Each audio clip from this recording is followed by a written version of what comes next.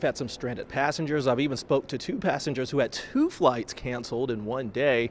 But I'm going to show you the board here. And I have to tell you, things have really smoothed out compared to what we saw a little bit earlier. As you can see, there are still some canceled flights, and I see 2 or 3 delays right there. But this is a whole different story than what passengers here dealt with earlier on.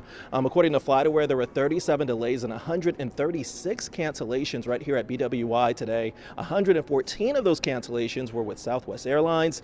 This just shows that even though the snow has stopped falling in our area, Mother Nature is still causing disruptions. I'm just trying to get home. I have to work tomorrow. The winter weather is putting some travel plans on ice. My original flight was supposed to be at 3:30 today. It was canceled. Then it got pushed to, I changed to a different flight at 8:55, and that got canceled. She's not the only one.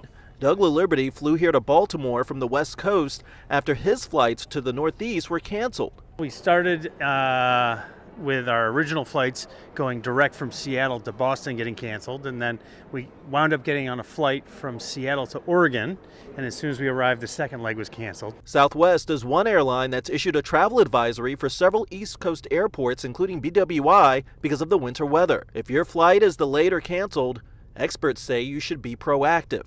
Make sure that you get your options right away, because everyone else is also going to be looking at the same options, and you want to make sure you're confirmed on the next flight first. Julian Kill is a travel analyst and the founder of PointsPath. Make sure to ask, are there any other choices of ways to get me to my destination? You might find that with a little bit of prodding, you can get a better itinerary than the one that you first get offered.